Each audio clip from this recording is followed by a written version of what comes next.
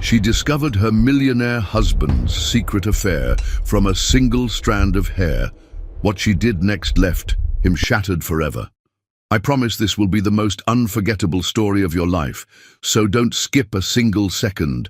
A jaw-dropping tale of a strong, smart, and fearless woman who will amaze you until the very last moment. Hi, my beautiful family. May the Almighty pour rivers of mercy into your soul, turning your pain into strength, your tears into diamonds, and your struggles into stepping stones toward greatness. May His boundless love surround you like a warm sunrise after the darkest night, and may every breath you take be blessed beyond measure. Amen. If you're here right now, comment present. If your heart beats with ours, comment I am with Mr. Peter. My family, your love is the light that keeps this home alive. And to those who just arrived, welcome to a place where stories touch hearts and change lives. But please, I ask you with all my heart, watch till the very end. Skipping breaks the soul of this channel, damages our name, and makes my sleepless nights of hard work feel like they meant nothing. Like, comment, and subscribe, because every single action you take is a brick that builds the home of this great family across the world. The way Jason Clarke kissed his wife in public made other men question their marriages, and other women question their choices. It was a Tuesday morning at the Meridian Financial Tower, where half the city's wealth changed hands daily. Deandra Dottin Clarke stepped out of the platinum elevator in her burgundy Versace suit, her natural hair styled in an elegant updo that emphasized her regal cheekbones. At 42, she moved with the confidence of a woman who had built an empire, not inherited one. The moment she appeared, the entire 40th floor seemed to shift toward her like flowers following the sun. Mrs. Clarke, the Beijing investors awaiting in Conference Room A, Amelia Cross, Jason's assistant, announced with barely concealed admiration. Everyone knew the Beijing deal was Deandra's baby. She'd learned Mandarin just to negotiate without translators, spent 6 months building relationships, and now stood to bring in the largest international partnership their firm had ever seen. But before Deandra could respond, the elevator chimed again. Jason Clarke emerged like he'd been choreographed by Hollywood itself. 6'2", silver threading through his dark hair in a way that suggested wisdom rather than age, his Tom Ford suit fitted to perfection. At 45, he still made hearts skip beats, but his eyes searched for only one person. "There's my queen," he said, loud enough for everyone to hear, crossing the marble floor in 3 strides. His hands found her waist with practiced familiarity, and he kissed her like they were alone in their bedroom, not surrounded by 30 employees. "Jason," she laughed against his lips, her hands pressed against his chest in mock protest. "The Beijing team can wait 60 seconds while I kiss my wife good morning." He pulled back just enough to look into her eyes, his voice dropping to that intimate register that still made her stomach flutter after 20 years. "You left before dawn. I missed you. You were sleeping so peacefully," she murmured, her fingers straightening his tie. "And you know I wanted to review the contracts one more time." "Of course you did." His thumb traced her jawline with reverent tenderness. "My brilliant, unstoppable force of nature. Beijing doesn't stand a chance." The employees pretended to work, but everyone watched. This was the Jason and Deandra show, the daily reminder that real love existed. They'd built Clarke and Associates from a 2-person startup in their garage to a billion-dollar investment firm, and through it all, they'd remained desperately, publicly, unapologetically in love. "Mum, seriously? It's not even 9 a.m. Peter Clarke stood by the elevator, his lacrosse bag slung over his shoulder, trying to look disgusted, but failing to hide his smile. At 18, he was the perfect blend of both parents, his father's height and strong jaw, his mother's warm brown eyes and graceful movements. Columbia University's acceptance letter burned in his pocket, but he'd wanted to stop by the office before school, drawn by the same magnetic pull that brought half the city to Clarke and Associates. "Peter!" Deandra broke away from Jason to embrace her son. What are you doing here, baby? Wanted to steal Dad for breakfast, but I see he's busy marking his territory, Peter teased, accepting his father's firm handshake that turned into a hug. Smart men make their priorities clear, Jason said, his arm still around Deandra's waist. Speaking of which, how about we all have dinner tonight? That new place downtown. What's it called? Lumiere, Deandra supplied. The one with the 3-month waiting list. Had a table reserved since January, Jason winked, for my 2 favorite people in the world. Peter rolled his eyes, but his grin widened. You guys are disgusting, like scientifically impossible levels of disgusting. Just wait until you find your person, Deandra said, smoothing his collar. You'll understand. If I ever act like you two, please stage an intervention, Peter laughed, but his eyes were soft. His friends complained about their parents' cold marriages, their father's affairs, their mother's wine and Xanax dinners. But here were Jason and Deandra Clark, slow dancing in the kitchen while making breakfast, leaving love notes in each other's briefcases, still sneaking away for lunch dates like teenagers. Mr. Clark, your 9:30 is here, Amelia interrupted apologetically. Jason sighed dramatically. The burden of success. He kissed Deandra once more, quick but tender. Destroy Beijing, baby. Show them how we do it in New York. Always do, she said, her confidence blazing. As she walked toward the conference room, Jason called out, Deandra.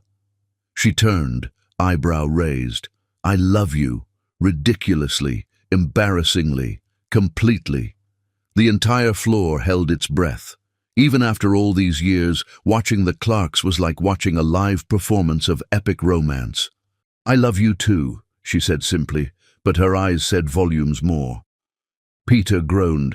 I'm going to school before you two start reciting poetry. But as he left, he was smiling. His parents were proof that love could last, that marriage could be an adventure rather than a prison, that 2 people could build an empire and still look at each other like they held the secrets of the universe. That evening, Lumiere glowed with candlelight and soft jazz. Jason had bought out the entire restaurant, not to show off, but because he wanted to dance with his wife without worrying about other diners. They moved together on the small dance floor, Deandra's head on his shoulder, his hand spread across the small of her back. Remember our first dance? He murmured into her hair. That disaster of a club in Brooklyn. You stepped on my feet 17 times. 18, but who's counting? He spun her gently. You still said yes when I asked you out again? You were persistent, she smiled. Showing up at my law library every day with coffee. Best investment I ever made. $300 in lattes for a lifetime with you. Peter watched from their table, pretending to be absorbed in his phone, but actually capturing videos. His parents were relationship goals before the internet invented the term. When his girlfriend had cheated on him last year, it was his parents who helped him understand that real love waited for no one who didn't value it. You know what I love most about us? Deandra asked, as Jason dipped her dramatically. My devastating good looks, my brilliant financial mind, my exceptional taste in wives? She laughed, that rich, full sound that had captivated him 22 years ago.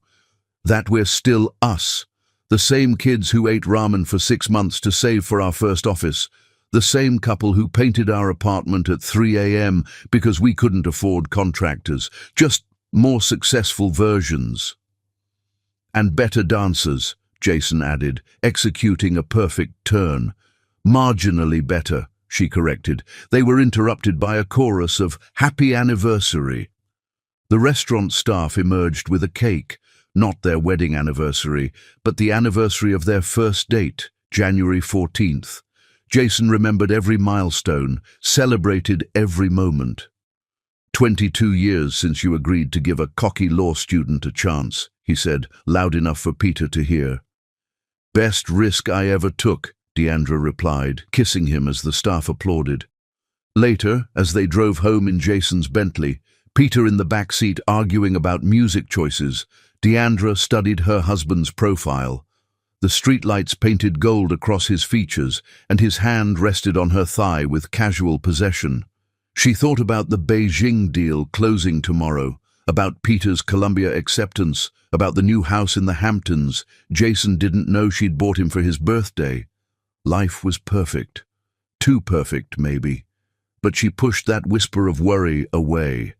They'd worked for this, fought for this, earned every moment of happiness through sweat and sacrifice and unwavering dedication to each other. "What are you thinking about?"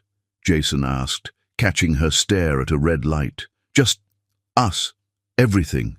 How lucky we are." He brought her hand to his lips, kissing each knuckle with reverent attention. "Luck had nothing to do with it, baby. We chose each other. Every day for 20 years, we chose each other." "And tomorrow?" she asked, their old ritual. "I'll choose you tomorrow too, and every tomorrow after that."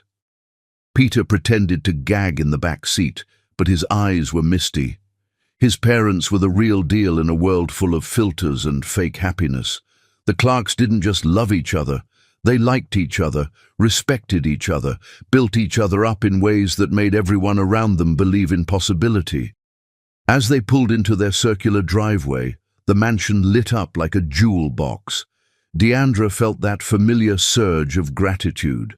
From a studio apartment in Queens to this, they'd climbed every mountain together. "Home," Jason said, but he was looking at her, not the house. "Home," she agreed, understanding perfectly. They were Jason and Deandra Clark. Untouchable, unbreakable, undeniably, impossibly, forever in love. The city would talk about them for years to come, but never quite the way they expected. Chapter 2. The Strand of Betrayal. Saturday afternoon sunlight had a way of exposing things that darkness tried to hide, and on this particular Saturday it would reveal the crack that would shatter an empire. Deandra stood in her marble kitchen, humming Stevie Wonder while preparing Jason's favorite meal, her grandmother's secret recipe jambalaya that had taken 3 generations to perfect. The house felt different on Saturdays, lighter somehow, freed from the weight of conference calls and contracts. Peter was at lacrosse practice.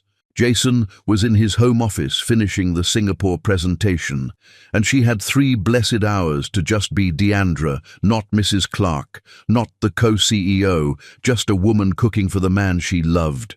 The jambalaya simmered, filling the house with the scent of andouille sausage and Holy Trinity vegetables. She'd learned to cook from her grandmother in New Orleans, standing on a wooden stool to reach the counter, absorbing lessons about love and life along with recipes. "The way to keep a man," her grandmother had said, stirring roux with ancient precision, "isn't through his stomach, it's through showing him you care enough to feed his soul." 20 years later, Deandra still cooked Jason's favorite meals from scratch, even though they could afford a dozen private chefs. It was her meditation, her love language, her way of staying connected to the girl from the 9th Ward who'd clawed her way to Harvard Law on scholarships and sheer determination. She plated the jambalaya with architectural precision, the way Jason liked it, rice molded in a perfect mound, jambalaya ladled around it like a moat, fresh parsley scattered like green snow. The French bread was warm, the butter softened to spreading consistency, the sweet tea brewing in her grandmother's crystal pitcher that had somehow survived Hurricane Katrina and a cross-country move. Balancing the tray with practiced ease, she climbed the curved staircase to Jason's office. The door was slightly open, unusual for him during work time. She could hear his voice, low and professional, probably on a call with Singapore. She'd wait, let him finish, then surprise him with lunch and maybe convince him to take a break. There was that new documentary about Warren Buffett they'd been meaning to watch, but the office was empty. His leather chair was turned toward the window, papers scattered across his mahogany desk in uncharacteristic disorder. The Singapore presentation glowed on his 3-monitor setup, but Jason was nowhere to be seen. His coffee sat cold, a film forming on its surface, suggesting he'd been gone for a while. "Jason!" she called, setting the tray on his desk. "Baby, where are you?" The ensuite bathroom door was closed, but no sound came from within. Maybe he'd gone to their bedroom, but that didn't explain the voice she'd heard. She moved to straighten his papers. Jason hated disorder, said it clouded his thinking when she saw it. A silk scarf draped over his chair like a confession. Her mess, from the pattern, but not one of hers. She had an extensive collection, each one catalogued in her memory, most of them gifts from Jason for various occasions. This one was coral and gold, a pattern she'd never seen, and it reeked of perfume. Something young and aggressive, all vanilla and synthetic musk, nothing like her signature Joe Malone wood sage and sea salt. Her hand trembled as she lifted the scarf, and that's when she saw it. One single strand of hair, long and golden blonde, caught in the silk fibers like evidence at a crime scene. Deandra's hair was black, had always been black, would always be black. She'd never dyed it, considering her natural color a connection to her ancestors, a declaration of identity in boardrooms full of people who expected her to conform. The hair caught the light, mocking her with its foreignness. She held it up, studying it with the same intensity she brought to contract negotiations. It was fine, expensively maintained, the kind of hair that required weekly salon visits and professional colorists, the kind of hair that belonged to someone who had time for such maintenance because they didn't run a billion-dollar company. Her mind, trained by 20 years of business strategy, immediately began cataloging evidence. Jason's late nights, increasing over the past 6 months. The new cologne she'd noticed but hadn't mentioned. The way he'd started taking calls in his car rather than his office. The weekend conferences that hadn't appeared on the company calendar. "No," she said aloud, her voice steady despite the earthquake in her chest. "Not Jason. Not us."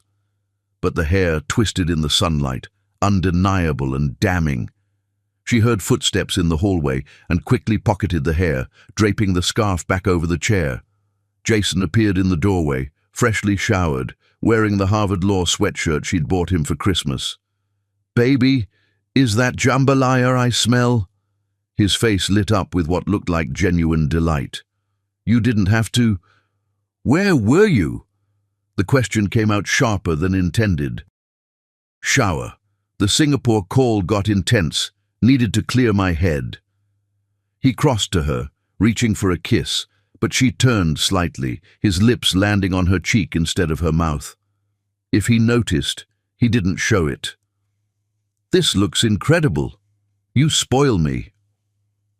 She watched him eat, studying him with new eyes. Was that a scratch on his neck, or just irritation from shaving? Why was his wedding ring sitting by his computer instead of on his finger? When had he started using a different body wash? "You okay?" Jason asked between bites. "You're not eating." "Not hungry. Big breakfast." The lie came easily, surprising her. "More for me, then." He grinned, that boyish smile that had conquered her heart in a Cambridge coffee shop. "God, your grandmother would be proud. This is perfect, Dee." Dee. Only Jason called her that, had since their third date when he'd declared Deandra too formal for how he felt about her. The nickname now felt like another woman's name, belonging to someone naive enough to believe in forever. "I should check on the Beijing contracts," she said, standing abruptly. "On Saturday?" "Come on, sit with me. We never get lazy Saturdays anymore." He caught her hand, thumb rubbing her palm in their secret language. 3 rubs meant, "I love you," a code they'd developed during boring board meetings. She counted. 1, 2, 3. "I'll be right back," she managed, extracting her hand. In their bedroom, she locked the door and pulled out the hair again. Such a small thing to destroy, 20 years. She walked to her vanity, comparing it to her own hair in the mirror. The contrast was stark. The stranger's hair pale and lifeless despite its golden color, while her own hair caught light like black diamonds. Her phone buzzed. Jason texting from down the hall. Missing you already. Movie tonight? Your choice, even if it's one of those period dramas that makes me cry.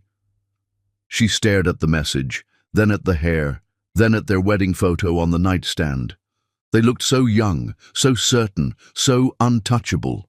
Jason in his rented tux, her in her grandmother's altered wedding dress, both of them laughing at something Peter's father had said. Peter, who was just a hope then, a dream they whispered about in the dark. Another text, I love you, Dee, ridiculously, embarrassingly, completely. Their morning ritual, now afternoon poison. She typed back, love you too. But she didn't mean it, couldn't mean it. Not with another woman's hair in her hand and her husband's betrayal taking shape like a tumor she'd ignored too long. Deandra Clark, who'd graduated summa cum laude from Harvard Law, who'd built a billion-dollar empire from nothing, who'd raised a son while conquering corporate America, stood in her bedroom holding evidence of her husband's affair and made a decision. She wouldn't cry, not yet. She wouldn't confront him, not yet. She wouldn't break, not ever. Instead, she walked to her closet, to the safe hidden behind her winter coats, and placed the hair in an envelope, sealing it with the kind of precision she brought to hostile takeovers.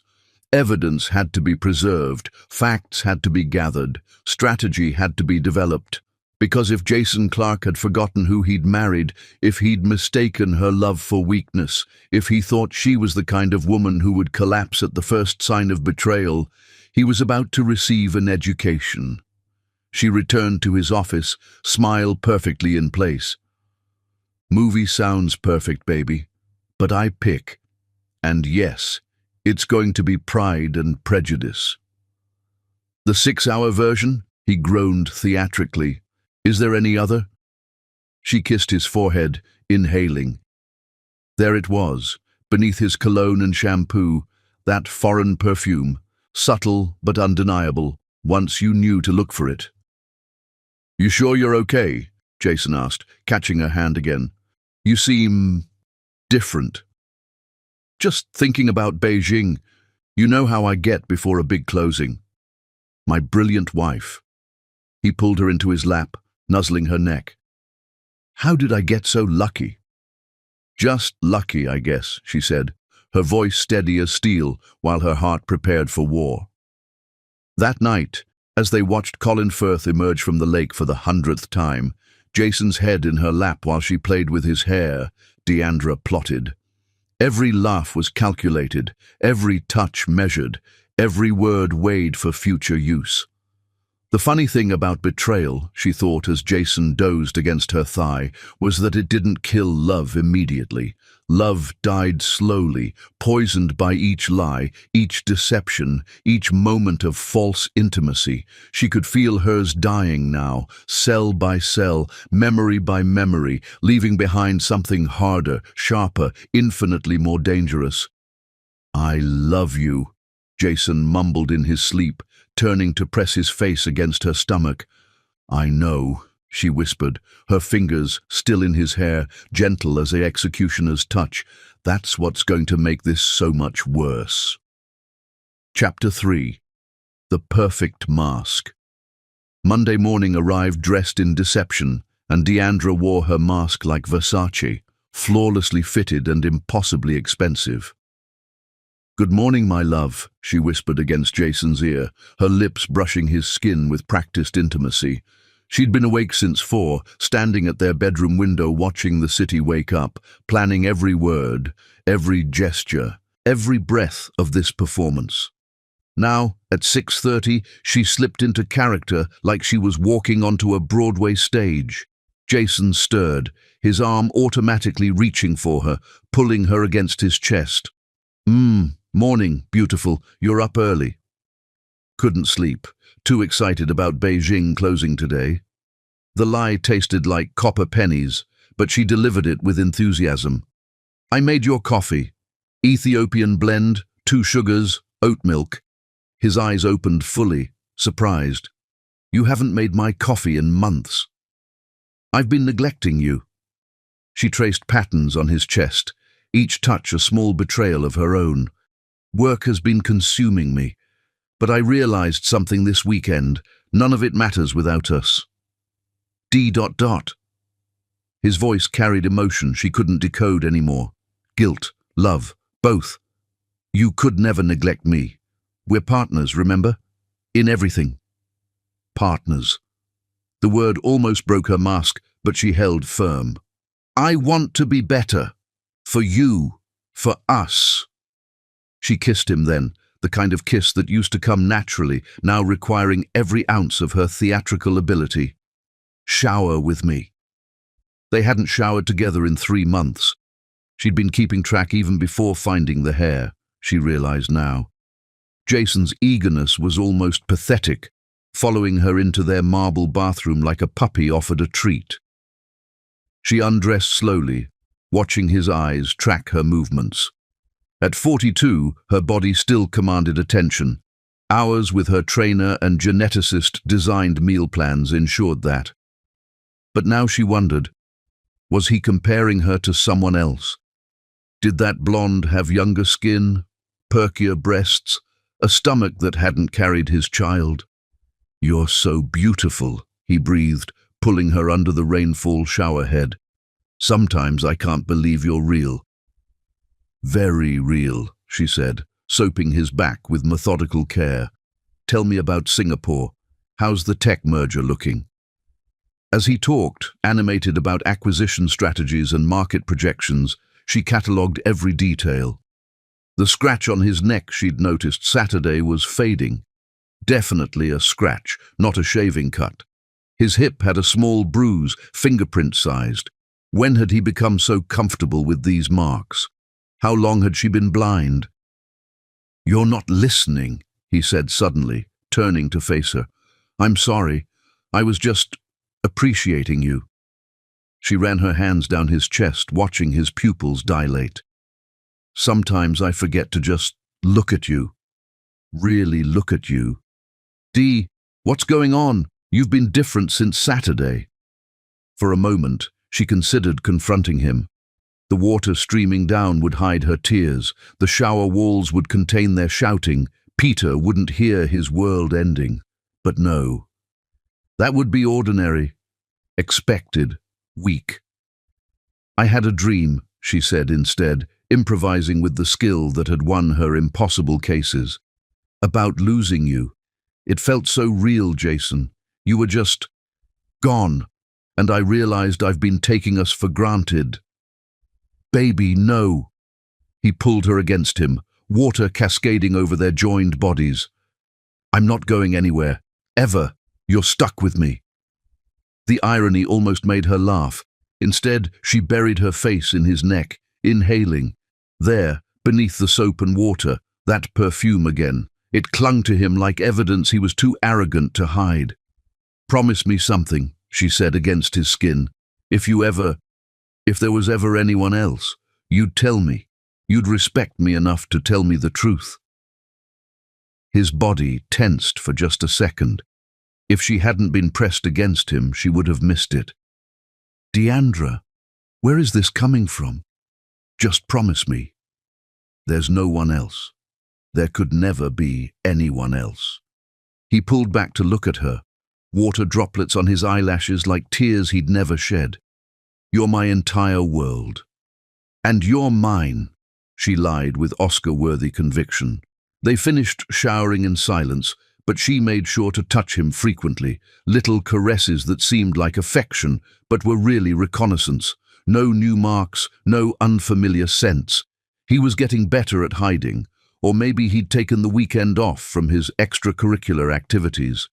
At breakfast, Peter noticed immediately. You guys are being weird. Weird how? Deandra asked, cutting her grapefruit with surgical precision. I don't know, extra coupley, like you're performing or something. Her son had always been too perceptive, even as a child calling out adult lies with ruthless accuracy. Your mom had a bad dream, Jason said, reaching over to squeeze her hand. Just reminded us not to take each other for granted. Right. Peter's eyes narrowed slightly, studying them both. Well, I'm staying at Lucas's tonight. Got that calculus project. On a Monday, Deandra asked. Due Wednesday. We're behind. He grabbed his keys, kissed her cheek, bumped fists with Jason. Try not to be too weird while I'm gone. After he left, the house felt cavernous. Jason moved to his office for early calls with Tokyo. Deandra sat at the kitchen island, staring at her phone, then made a decision. She called Sophia Hayes, her best friend since law school. Can you meet for lunch? I need to talk. Everything okay? Sophia's voice carried 20 years of friendship, able to detect emotional shifts like sonar. Just meet me, Alexander's, 1 o'clock. At the office, Deandra became a method actor's dream. She brought Jason coffee 3 times, each delivery accompanied by a kiss. She laughed at his jokes during the partner meeting. She backed his play on the controversial Mumbai expansion, even though she'd privately thought it was too risky. Everyone noticed. You two are extra adorable today, Benjamin Asher commented after the meeting. What's the occasion? Can't a woman appreciate her husband? Deandra asked, her arm around Jason's waist. After 20 years. Most of us are just trying not to commit murder, Benjamin laughed. But his own divorce had been finalized 6 months ago. His wife had gotten everything, including their dignity. We're not most people, Jason said, kissing her temple. Never have been. At lunch, Alexander's hummed with power brokers and affairs, both business and personal. Sophia was already waiting, her red power suit like armor against the world's attempts to underestimate her. Spill, she said without preamble. You look like you're about to either kill someone or have a breakdown. Deandra pulled out her phone, showed her the photo she'd taken of the hair against the scarf. Saturday. His office. Sophia studied it like evidence in a case they were building. Could be innocent, assistant, client, cleaning woman. It was on a Hermes scarf that isn't mine, drenched in perfume that isn't mine, in his private office where no one goes but me. Fuck! Sophia signaled the waiter for wine. Have you confronted him? Number, I'm being the perfect wife instead. This morning I made his coffee and seduced him in the shower. That's disturbing and brilliant. Why? Because I need to know everything first. How long, who she is, how far this goes. You can't win a war with partial intelligence. This isn't a war, Dee. It's your marriage. Same thing, apparently. The wine arrived. Deandra drank deep, feeling it burn. 20 years, Sophia. 20 years of building everything together. I picked him up from the hospital when his father died. He held my hand through 36 hours of labor with Peter. We signed our first $1 million deal on our anniversary. How does someone throw that away for hair that looks like it belongs on a Fox News anchor? Men are idiots, Sophia said simply. Even the smart ones, especially the smart ones. They think they deserve everything. The wife, the mistress, the empire, the adoration. Has he been different in other ways? We haven't had sex in 6 weeks. I thought it was just busy season. 6 weeks? Sophia's eyebrows rose. You two used to traumatize us with your inability to keep your hands off each other. I know, I should have seen it, but I trusted him, completely. What kind of fool does that make me? The kind who honors her vows, the kind who believes in love. That's not foolish, Dee. That's brave. Brave would be confronting him. This is something else. This is strategic. You're protecting yourself and Peter while you figure out your next move. Sophia leaned forward. What do you need? Information. A private investigator, maybe? I know someone. Discreet, thorough, expensive. She specializes in high-profile divorces. I don't know if I want a divorce. I don't know what I want, except I want to know why. Why wasn't I enough? What does she have that I don't? Stop that immediately. This isn't about you lacking anything. This is about Jason being a selfish asshole who forgot what he had. That evening, Deandra maintained her performance. She cooked dinner, seared duck with cherry reduction, his second favorite. She listened to him complain about a difficult client with sympathetic noises. She rubbed his shoulders while he reviewed contracts, feeling his muscles relax under her familiar touch. "You're amazing today," he said, catching her hand and kissing her palm. "Have I told you that? Tell me again. You're amazing, brilliant, beautiful, the best thing that ever happened to me." Each compliment felt like a slap wrapped in silk. How could he say these things while betraying her? How could he look at her with such apparent devotion while giving himself to someone else? "I want to do something special," she said suddenly. "Our anniversary is coming up, 20 years. I want to throw a party, invite everyone, clients, friends, family, show the world what we've built. That's 3 months away. These things take planning. I want it perfect. The St. Regis Ballroom, full orchestra, the works, a celebration of us. Whatever you want, baby, you know I can't say no to you." "Good, because I want to remind everyone, remind ourselves what Jason and Deandra Clark mean, what we represent." He pulled her into his lap, nuzzling her neck. "What do we represent? Power, success, love that conquers everything. I like that. Love that conquers everything." His hands started wandering, but she stood gracefully. "I should check on Peter's room, make sure he has clean sheets for when he gets back. He's 17. He can handle his own sheets. 18. And he's still my baby."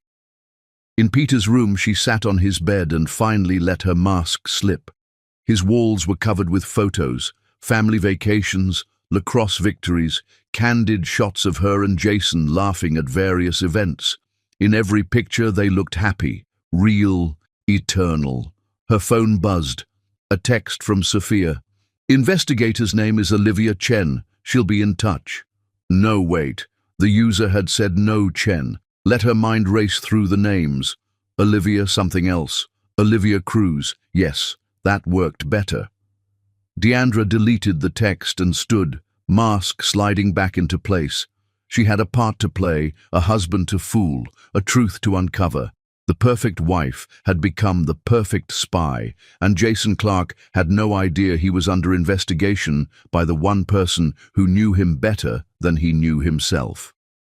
Chapter 4. Digital Shadows. Peter Clark had inherited his mother's instincts and his father's stubbornness, a combination that made him dangerously perceptive when something was wrong in his perfectly calibrated world. He'd lied about staying at Lucas's house. Instead, he sat in his car outside their home at midnight, watching his parents' bedroom light go off at exactly 10:47 p.m., 15 minutes earlier than usual. His mother had been different all day, her smiles too bright, her touches too deliberate, her laughter hitting frequencies that didn't match genuine joy. And his father. His father was acting like a man who'd won the lottery, but was afraid someone would check his ticket. Peter wasn't stupid. He'd grown up in Manhattan's elite circles, where affairs were as common as Botox, and everyone pretended not to notice when marriages imploded behind closed doors. But not his parents, never his parents. They were the ones who still slow danced in the kitchen, who whispered secrets that made each other laugh, who looked at each other like teenagers discovering love for the first time. Something had shifted, though. Saturday, specifically. His mother had been fine Saturday morning, humming while making breakfast, planning their week. But Saturday afternoon, she'd been different, contained. Like someone had replaced her with an identical stranger who knew all the right words, but none of the melodies. Tuesday morning, Peter came home earlier than expected, claiming he'd forgotten his lacrosse gear. Really, he wanted to observe, to confirm his suspicions that something was fracturing in the Clark family foundation. He found his mother in his father's office, standing at his desk with her phone out, taking pictures of documents. "Mom?" She didn't jump, didn't even flinch, just turned to him with that same too bright smile. "Peter, baby, I thought you had practice." "Forgot my gear." He stepped into the office, noting how she smoothly slipped her phone into her pocket. "What are you doing?" "Your father asked me to send him some contracts. He's at the downtown office." The lie was smooth, but Peter had inherited her ability to detect deception. "His car is in the garage." William picked him up. They're golf networking with the Samsung executives. She moved toward him, straightening his collar with maternal efficiency. "How's the calculus project?" "Mom." He caught her hands, looking down at her. When had he gotten so tall? "What's going on?" For a moment, her mask slipped. He saw raw pain flash across her features, the kind of hurt that made him want to punch walls and protect her from whatever was causing it. Then it was gone, replaced by concern. "Nothing's wrong, baby. Why would you think—" "Because you're acting like Dad when he's hiding a bad quarter from the board. Because you made his coffee yesterday for the first time in months. Because you're taking pictures of his documents when he's not home." He squeezed her hands gently. "Mom, talk to me, please." She studied him for a long moment, this child she'd raised who wasn't a child anymore. 6 feet tall, broad shoulders from lacrosse, his father's strong jaw, but her eyes that saw too much, understood too much. "Not here," she said finally. "Drive with me." They took her Tesla, silent until they reached the marina where she and Jason used to walk when they were young and broke and desperately in love. She parked facing the water, boats bobbing like promises that could drift away with the tide. "Your father is having an affair." The words hung in the air like a death sentence. Peter's hands clenched into fists, his whole body tensing for a fight that had no physical opponent. "You're wrong," he said automatically. "Dad wouldn't. He loves you. He loves us." She pulled out her phone, showed him the photo of the blonde hair against the scarf, explained about the perfume, the changes in behavior, the pieces of evidence accumulating like snowflakes before an avalanche. "I'll kill him," Peter said quietly, and the calm in his voice was more frightening than rage would have been. "I'll destroy him."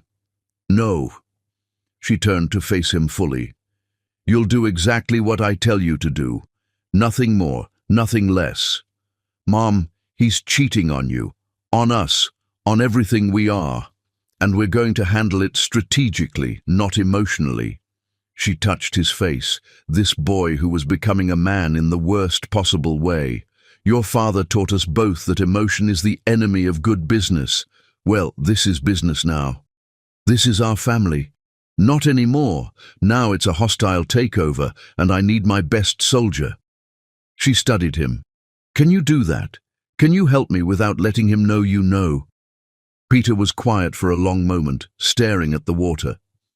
"What do you need?" "Information. You're brilliant with computers, better than anyone I could hire. I need you to find out everything, who she is, how long it's been going on, where they meet, what he's spent. Everything." "That's illegal, Mom. Hacking into his accounts. His personal accounts are all joint. I have legal access to everything. I just need someone with the skills to dig deep." She paused. "If you can't do it, I understand. I'll hire someone, but I trust you more than any stranger." Peter laughed bitterly. "You trust me, but not Dad. How's that for irony?" "I trust you because you're mine, my blood, my bones, my baby. You came from me, not from him. That makes you the only person in this world I can absolutely believe in right now." That broke something in Peter. He saw his mother not as the invincible force who'd conquered corporate America, but as a woman betrayed by the person who'd promised to protect her heart. "I'll do it," he said, "but we do this my way. Safe, untraceable, thorough. Deal." That evening, while Jason attended a client dinner he'd sworn was legitimate, Peter set up his operation in the pool house. 3 laptops, encrypted connections, VPNs bouncing his signal through 6 countries. His mother sat beside him, watching him work with fascination and pride. "Start with his credit cards," she said. "The personal Amex he thinks I don't check." Peter's fingers flew across keyboards, code scrolling like digital rain. 3 charges at the Carlisle Hotel in the last 2 months. Day rates, Mom. Fucking day rates. Language, she said automatically, then laughed at the absurdity.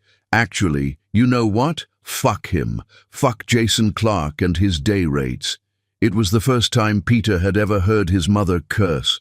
It made her seem more human, more breakable, more real. There's more. Jewelry purchases. Cartier, Tiffany, Harry Winston. He pulled up receipts. None of this is in your jewelry box, is it? She looked at the receipts. A tennis bracelet worth $30,000. Diamond earrings for $45,000. A necklace that cost more than most people's cars. I haven't received jewelry from him in 6 months. Said we should be investing more, spending less. Bastard! Peter kept digging. Restaurant charges. Daniel per se, 11 Madison Park. Always lunch, always for 2, always on days you were traveling. Pull up my travel calendar. Let's cross-reference. They worked like partners in a heist, mother and son united against the man who'd betrayed them both. Every discovery was a knife twist, but also ammunition. Here, Peter said suddenly, Venmo transactions. He's stupid enough to use Venmo. He laughed incredulously. To someone named Scarlett Whitmore. Fucking seriously, she sounds like a romance novel character. Can you find her? Already on it? His screens filled with social media profiles, public records, photos. 28 years old, fashion marketing consultant, graduated from Parsons, lives in, oh, this is rich, lives in an apartment in Tribeca that costs $15,000 a month. Let me guess, Jason co-signed the lease. 6 months ago, right when you said things started changing. Peter pulled up photos from Scarlett's Instagram. Blonde, thin, conventionally beautiful in that way that required thousands of dollars in maintenance. She's nobody, Mom. She's every girl who comes to Manhattan thinking she'll marry rich. She's a stereotype. She's younger, Deandra said quietly. Unmarked by childbirth or board meetings or 20 years of building an empire. She's a parasite. Peter's voice was vicious. Look at her posts. Vague inspirational quotes about following your truth and love finding a way. Pictures of flowers with no sender shown. Expensive dinners with mysterious captions about feeling blessed. He's her sugar daddy. He's our father and your husband, and he's throwing it all away for someone who probably can't spell quarterly earnings. Peter suddenly slammed his laptop shut. I can't do this. I can't look at her anymore. Deandra pulled him into her arms, this son who was trying so hard to be strong for her. I'm sorry, baby. I'm so sorry you have to see this. How can he do this? How can he come home to us, kiss you, tell me he's proud of me, and then go to her? His voice cracked. Everything he taught me about integrity and honor and commitment, it was all bullshit. It was real once. People change, Peter. Or maybe they just reveal who they always were. Mom, we have enough. Confront him. Divorce him. Take everything. Not yet. She pulled back, wiping his tears with her thumbs. I need more. I need to know if it's just her, or if there have been others. I need to know if he's hidden assets. I need to know exactly what I'm fighting. You're fighting Dad. The man who taught me to ride a bike and came to every lacrosse game and cried at your vow renewal 5 years ago. No, she said firmly. I'm fighting Jason Clark, CEO. The man who hostile takeovered 3 companies last year and smiled while people lost their jobs. That's who he really is, Peter. I just forgot because he was good at being someone else with us. Peter nodded slowly, understanding dawning. What's the end game, Mom? The anniversary party. 3 months to gather everything, position everything, prepare everything. And then, in front of everyone who matters, I'm going to destroy him. That's cold. That's business. She stood, suddenly looking like the corporate warrior who'd made grown men cry in boardrooms. He wanted to play games. Fine. But he forgot who taught him how to win.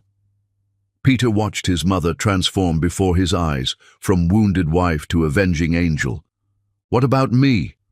What do I do at this party? You stand with me, publicly, prominently, undeniably with me. He loses me, that's survivable in his mind.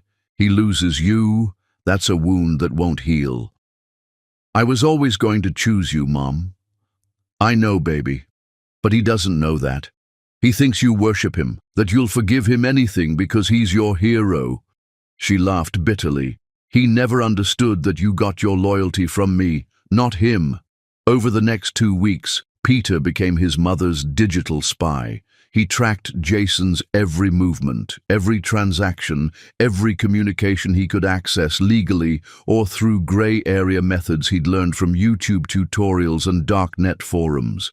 The picture that emerged was damning. The affair had been going on for 8 months. It started at a Fashion Week event Deandra had been too busy to attend. Scarlett had been hired to coordinate corporate sponsorships. Jason had taken her for drinks to discuss opportunities. The opportunities had apparently been extensive and horizontal. "Look at this," Peter said one evening, showing his mother an email thread he'd recovered from Jason's deleted items. "He's promising to leave you, telling her to be patient, that he needs to protect his assets first." Deandra read it with clinical detachment. "Forward everything to my lawyer. William Grayson needs to see this."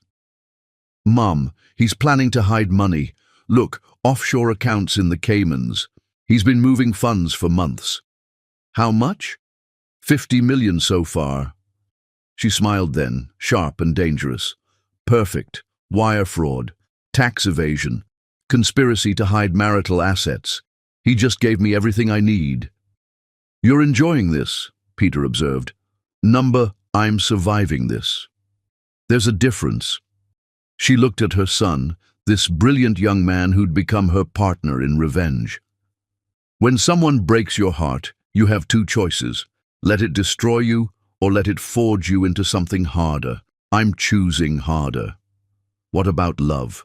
What about believing in happily ever after?"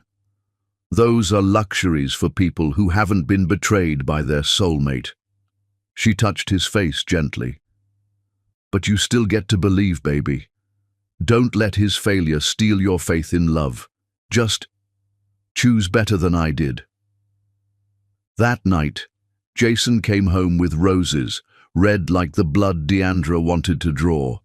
She accepted them with a smile, put them in water, and made love to him with a passion that confused him but delighted him too much to question. After, as he slept, she stood at their bedroom window, looking at the city lights. Somewhere out there, Scarlett Whitmore was probably waiting for him to text, to call, to promise again that he'd leave his wife soon. "Soon," Deandra whispered to the night. "Just not the way you think." Chapter 5. The Art of War.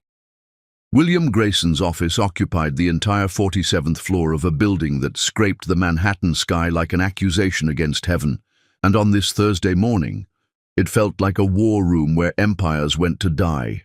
"Deandra, what you're proposing isn't just divorce, it's complete annihilation." William set down the folder Peter had compiled, his weathered hands steady despite the explosive contents. At 63, he'd orchestrated some of the most brutal corporate divorces in New York history, but even he looked impressed by the thoroughness of the intelligence. "I don't want to wound him, William. I want to end him." Deandra sat in the leather chair like it was a throne, her burgundy suit the color of dried blood. "What are my options?" "Legally, you own 40% of the company outright. Jason owns 40%. The remaining 20% is divided among minor shareholders. If you can flip just 11% of those shareholders, you control the company. And personally, New York is an equitable distribution state. Given the evidence of his affair, the hidden assets, the wire fraud, you could take him for everything.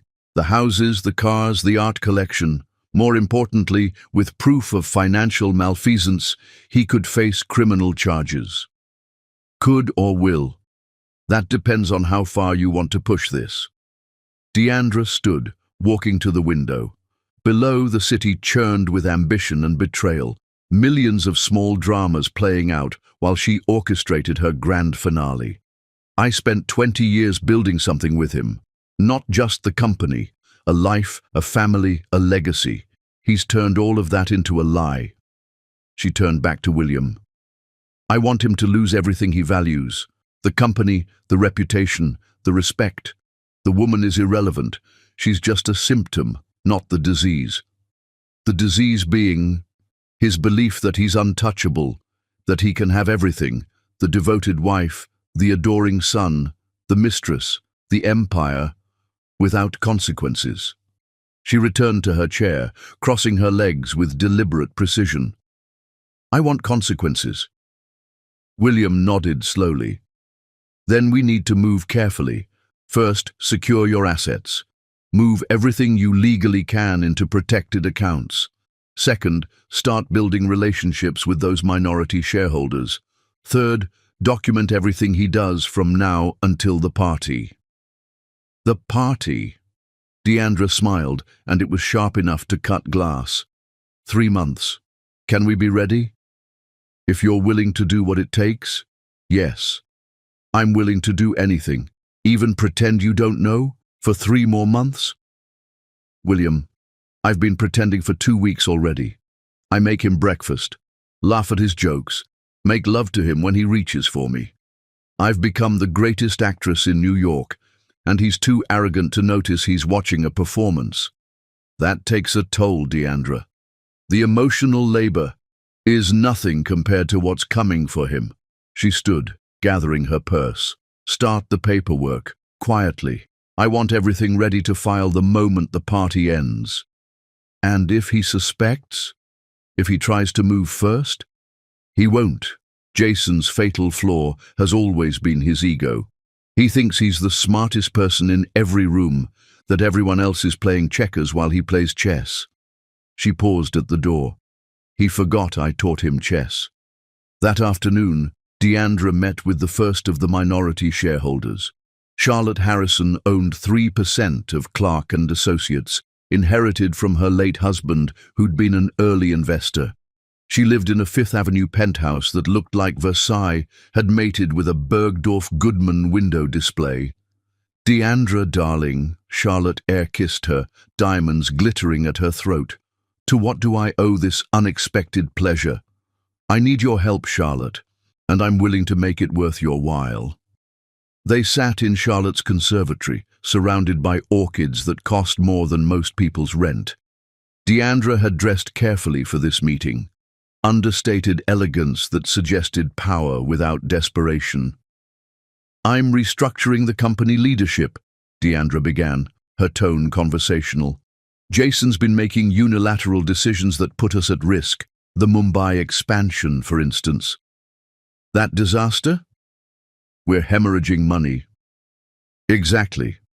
I have a better vision for the company's future, but I need shareholder support to implement it. Charlotte studied her over her teacup. 70 years of navigating Manhattan society, making her an expert at reading between lines. This wouldn't have anything to do with that blonde I saw him with at the Carlisle last month, would it? Deandra's smile didn't waver. I'm concerned with the company's future, not Jason's extracurricular activities. Of course you are, darling. Charlotte set down her cup with a decisive clink. I always liked you better anyway. Jason's charming, but you're the one with the brain. What do you need from me? Your proxy vote at the next board meeting, and your discretion until then. Done. On one condition, when you destroy him, and we both know you're going to destroy him, I want a front row seat. The anniversary party, 3 months. I'll wear my best pearls. Over the next weeks, Deandra conducted a masterclass in corporate warfare. She met with each minority shareholder individually, presenting carefully crafted arguments that mixed business logic with personal appeal. Benjamin Asher, still bitter from his own divorce, pledged his 4% immediately. Lucas Montgomery, who'd always resented Jason's condescending treatment, offered his 2% with glee. Even Amelia Cross, Jason's own assistant, quietly confirmed she owned 1%, a gift from Jason years ago that he'd forgotten about, and would support Deandra when the time came. Meanwhile, she maintained her performance at home. She became the perfect wife, so devoted that Jason actually grew suspicious of her kindness. "You're different," he said one evening, watching her cook dinner with the focus of a man trying to solve a puzzle. Happy, lighter somehow. "I've been seeing a therapist," she lied smoothly, stirring the marinara sauce. "Working on being more present, more grateful for what I have." "Therapy?" He laughed. "You always said therapy was for people who couldn't solve their own problems." "Maybe I realized I couldn't solve everything alone. Maybe I needed help remembering what matters." She turned to him, wooden spoon in hand. "You matter, Jason. We matter." He crossed to her, pulled her against him, kissed her with something that felt like desperation. "I love you," he whispered against her mouth. "God, Dee, I love you so much." "I know," she said, because saying it back was becoming harder each day. That night, while Jason slept, she met Peter in the pool house for their weekly intelligence briefing. He'd become sophisticated in his surveillance, using programs she didn't understand to track his father's every digital footprint. "He bought her a car," Peter said, showing her the BMW dealership invoice. "A fucking M4 convertible. Said it was a company car for a new executive." "There is no new executive." "I know. I checked payroll." Peter's jaw clenched. He's getting sloppy, or maybe he just doesn't care about hiding anymore. He cares. He's just drunk on the double life.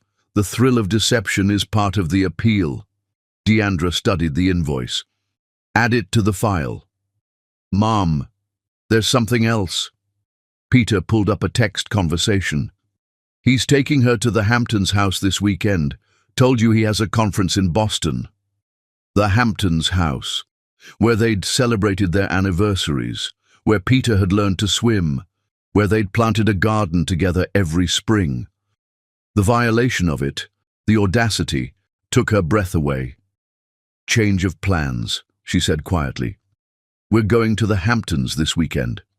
"Mum, no, you can't." "I'm not confronting him. I just want to see. I need to see them together, to understand what I'm fighting." That's masochistic.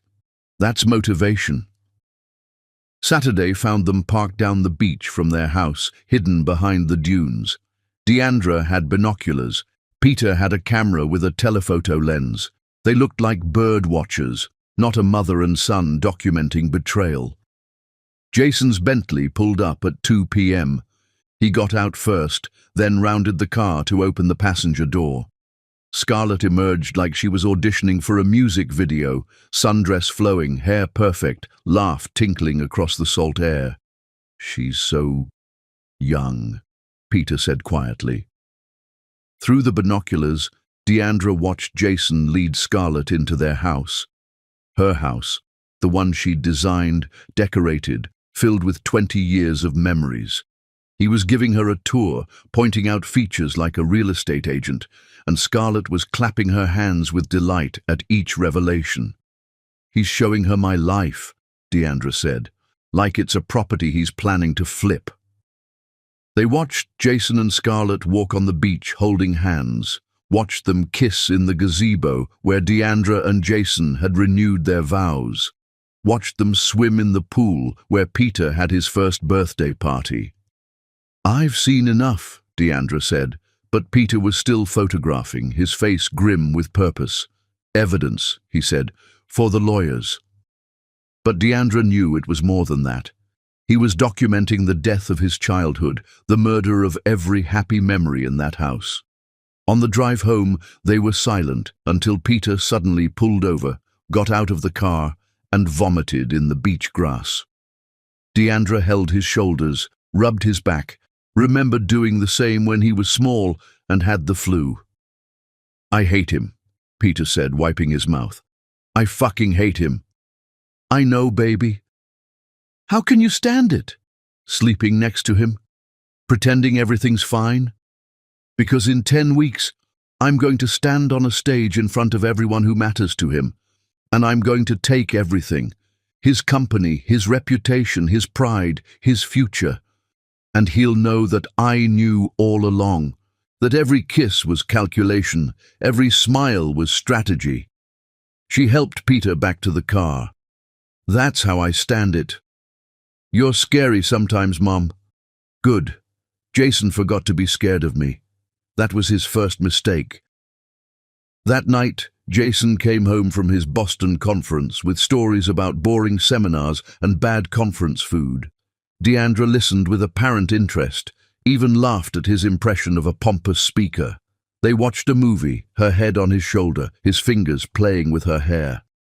I was thinking, he said suddenly, we should renew our vows for our 20th.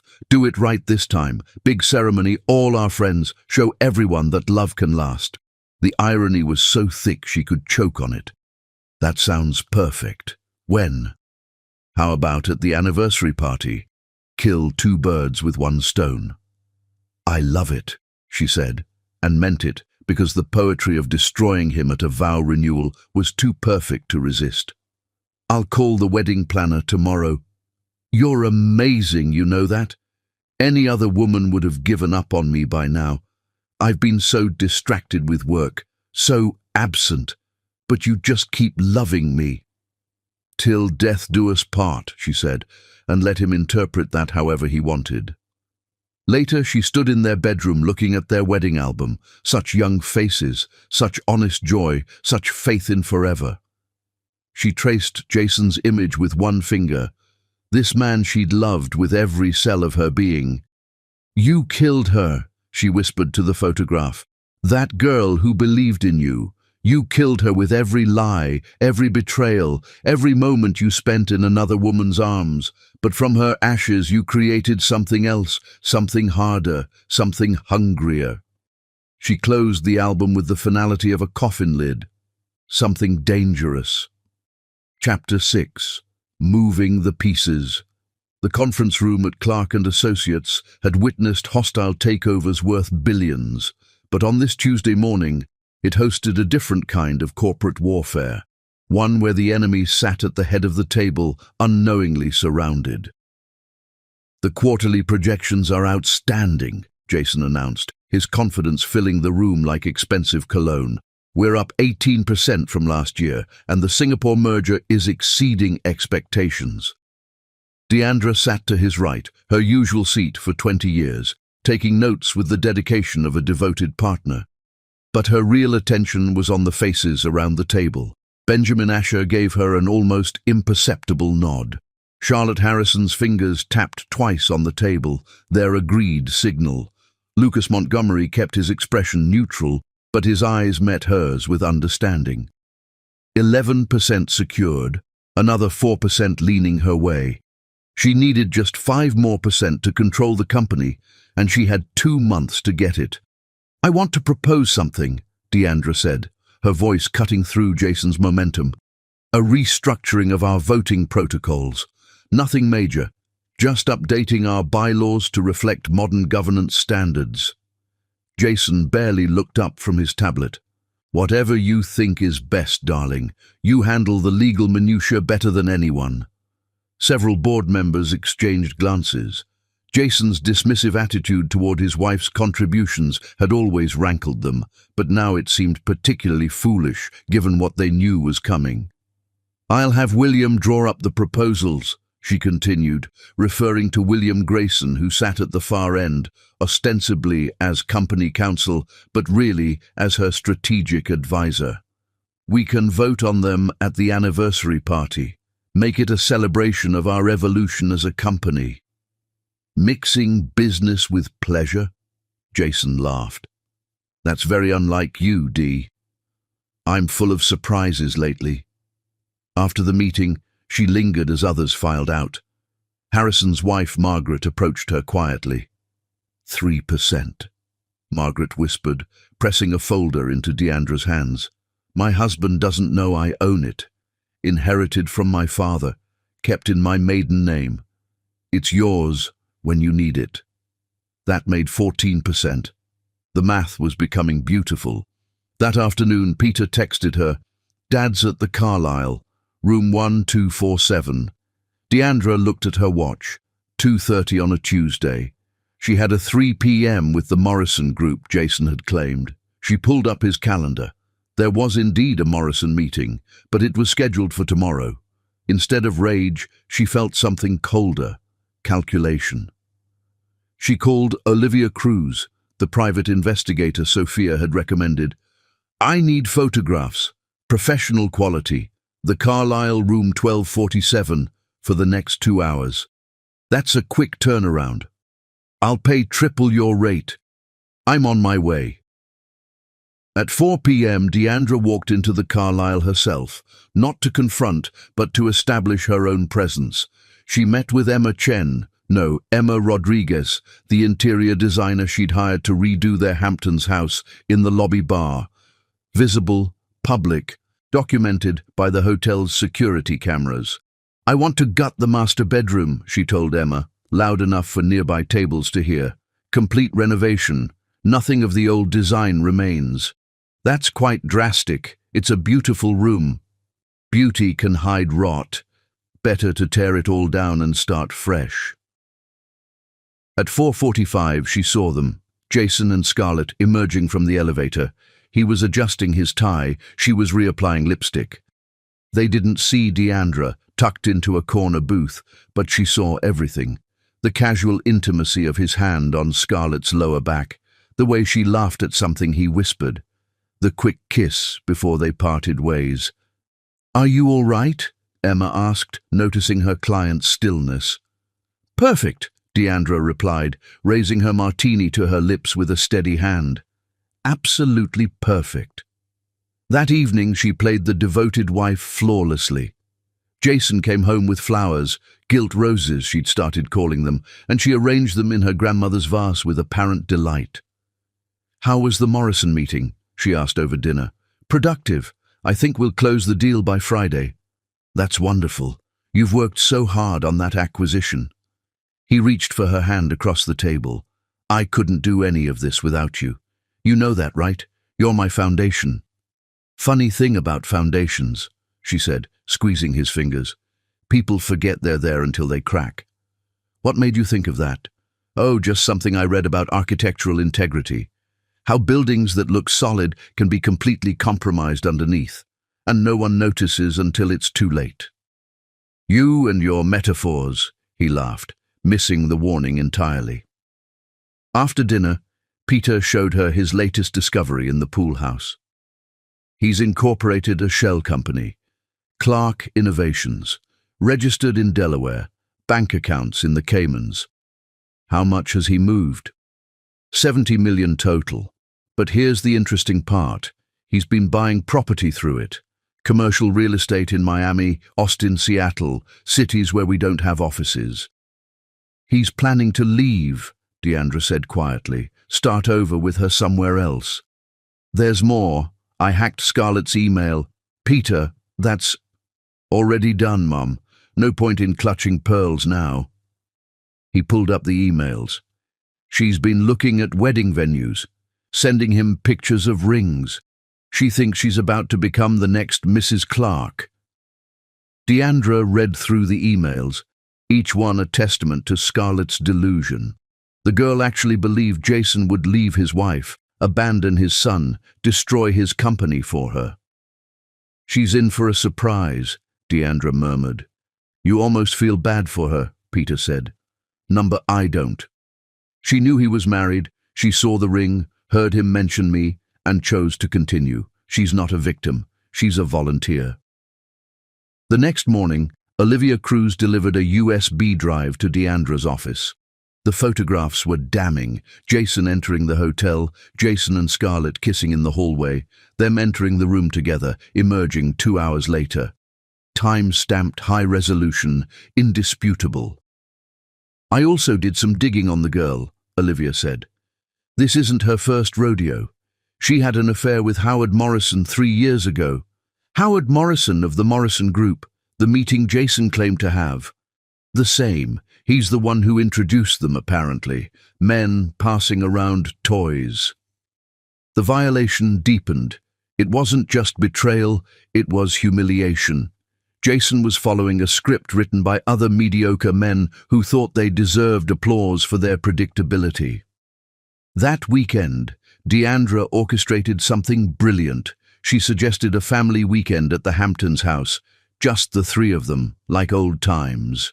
Jason agreed eagerly, perhaps relieved by her continued ignorance. What he didn't know was that she'd hired a cleaning crew for Saturday morning, the deep clean she'd mentioned wanting. They arrived at 8 a.m., industrial equipment and all. "I thought we were relaxing this weekend," Jason complained as workers trooped through. "Oh, I forgot to mention it.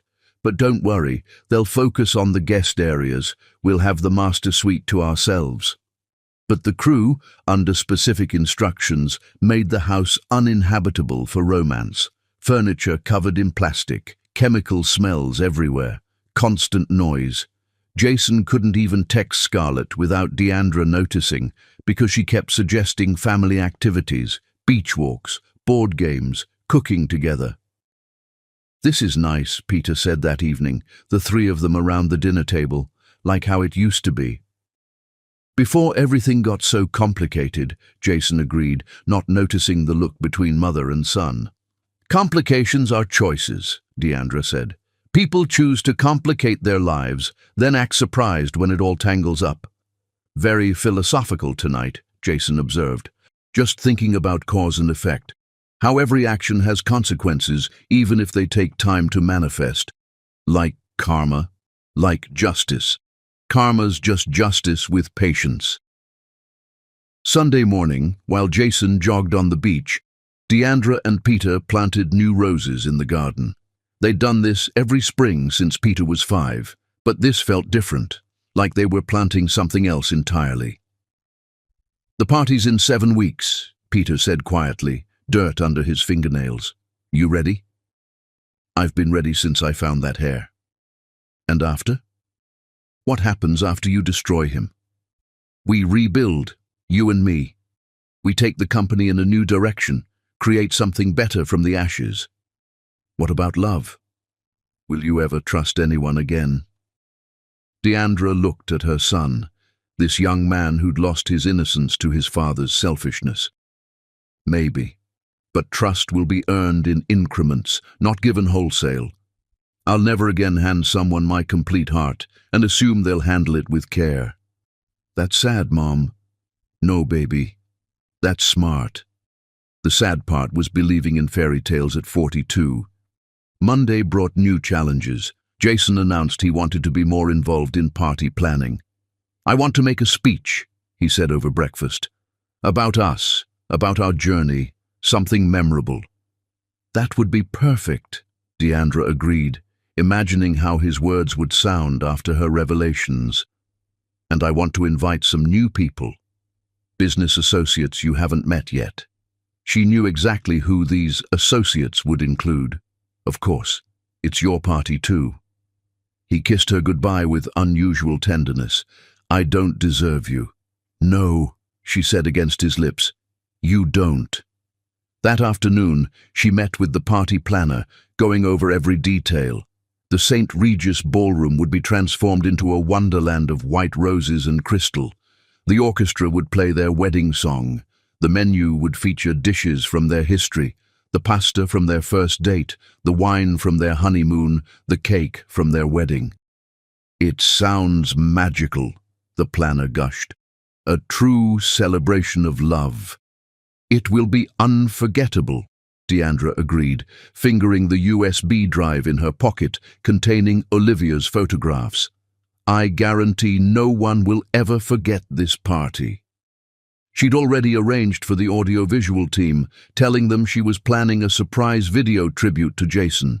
They'd tested the ballroom's projection system, ensured every seat would have a clear view of the screens. "What about security?" the planner asked. "With so many high-profile guests." "Double the usual. I want everyone to feel secure." She smiled at her own joke. Security would indeed be important, but not for the reasons anyone expected. 5 weeks until showtime. 5 weeks to pretend, to perform, to perfect her final act. The pieces were in position, the board was set, and Jason Clarke had no idea he was about to be checkmated by the woman he'd taught to play. Chapter 7. The Mistress's Tale. The text from an unknown number arrived on a Wednesday morning while Deandra was reviewing contracts. I know about you. We should meet. S. Scarlett. The audacity of it made Deandra laugh out loud in her office, startling Amelia, who was delivering coffee. Good news? Amelia asked. Unexpected news, Deandra replied, already typing back. Bergdorf Goodman Cafe. 2 p.m. Come alone. She chose Bergdorf's deliberately neutral territory, where scenes couldn't be made without social consequences. She arrived early, selecting a table with a view of the entrance, ordering tea she wouldn't drink. Scarlett arrived 10 minutes late, trying for confidence but betraying nervousness in her quick steps and darting glances. Up close, without Instagram filters, she looked even younger. Pretty in that expensive, maintained way, but ultimately forgettable. She wore a Chanel suit that Deandra recognized. She'd seen the receipt in Jason's credit card statements. Mrs. Clarke, Scarlett said, sitting down uninvited. Ms. Whitmore. Deandra's voice was pleasant, controlled. You texted me. I thought it was time we talked. Woman to woman. How progressive of you. Deandra sipped her tea. Tell me, what exactly do you think we have to discuss? Jason. My husband. The words hung between them like a blade. Scarlett had the grace to flinch but recovered quickly. He's leaving you. Is he? He loves me. We're building a future together. Deandra studied the girl, and she was a girl despite being 28. There was something tragic about her certainty, like watching someone walk confidently toward a cliff edge. Tell me about this future, Deandra said. Paint me a picture. Scarlett brightened, mistaking curiosity for capitulation. We're moving to Miami. Jason's starting a new firm there, away from all this history. We'll have children. He wants to be a better father this time, more present. He said that? That he wants to be a better father? He says Peter's already grown, that he missed so much working all the time. He wants a do-over. The rage that Deandra had been controlling for weeks threatened to surface. Peter, their brilliant, loyal son, reduced to a practice run in Jason's mind. And you believe him, she said instead, voice neutral. I know you think I'm naive. I think you're 28. Deandra pulled out her phone, scrolled to a photo from 5 years ago. This was Jessica, 26, marketing coordinator. Jason was going to leave me for her too. Scarlett's face paled. And this, Deandra scrolled again, was Amber, 29, interior designer. She also got a Chanel suit and promises of Miami. You're lying. I'm educating. Deandra put her phone away. You're not special, Scarlett. You're a pattern. Every 5 years or so, Jason gets restless. He finds a younger woman who makes him feel powerful, promises her the world, then gets bored when reality intrudes. He's never left you before because I'm his empire. I'm not just his wife. I'm his business partner, his social standing, his reputation. I'm integrated into every aspect of his life in ways you can't even imagine. Deandra leaned forward. The house you visit in the Hamptons. I inherited it from my grandmother. The company you think he runs. I own 40% and control another 15% through proxies. The money he spends on you, half of it's mine. He has his own money. The offshore accounts. Deandra's smile was sharp. The ones in the Caymans? Through Clarke Innovations? Yes, I know about those too. Scarlett's confidence crumbled. How? Did you really think a man who's been married 20 years doesn't have patterns? That I wouldn't notice changes? That I'm some oblivious housewife who doesn't pay attention? Deandra signaled the waiter for the check. Here's what's going to happen. Jason will make you grand promises about your future. He might even believe them himself in the moment. But when push comes to shove, when it's time to actually leave, He'll find excuses. The timing isn't right. The market's too volatile. Peter needs him. You're just trying to scare me. I'm trying to save you. Deandra stood, dropping cash on the table. But you won't listen. They never do. So let me tell you something else. In 5 weeks, at our anniversary party, Jason's world is going to implode. You can either be clear of the blast radius or caught in it. Your choice. Is that a threat? It's a kindness. The last one you'll get from me. She left Scarlett sitting there, mascara starting to run, the Chanel suit suddenly looking like a costume. That evening, Jason was distracted at dinner, checking his phone repeatedly. Everything okay? Deandra asked. Just some personnel issues, nothing major. She knew exactly what those issues were. Peter had monitored Scarlett's phone, watched her send increasingly panicked texts to Jason about their meeting. She knows. Your wife knows everything. We need to talk, now. Jason, I'm scared. Pick up your phone. But Jason hadn't responded, probably trying to figure out his next move. You look tired, Deandra said, reaching across the table to touch his hand. You're working too hard. It's been a rough day. Want to talk about it? He studied her face, searching for something, knowledge, suspicion, anger. But Deandra had perfected her mask. She looked exactly like what he wanted to see, a devoted, oblivious wife. Just business stress. Nothing you need to worry about. I always worry about you. It's part of loving someone. D. He squeezed her hand. If something was wrong, really wrong, you'd tell me, right? Of course. We don't have secrets. The lie came so easily now, seasoned with just enough affection to be believable. That night, while Jason showered, his phone buzzed with another text from Scarlett. Deandra glanced at it. If you don't love me, just say so. She almost felt pity for the girl. Almost. The next morning, Deandra received a call from Charlotte Harrison. Darling, you'll never guess who called me. That little blonde thing Jason's been entertaining. Scarlett contacted you? Showed up at my charity luncheon, actually. Tried to pump me for information about you. The desperation was quite unbecoming. What did you tell her? That she was playing with fire and about to get burned. Also that her dress was inappropriate for a charity function. But that was just me being petty. You're a treasure, Charlotte. I know. By the way, I've convinced 2 more shareholders to support you. The Hendersons are appalled by Jason's behavior. That's another 3%. 17%. The number sang in Deandra's mind.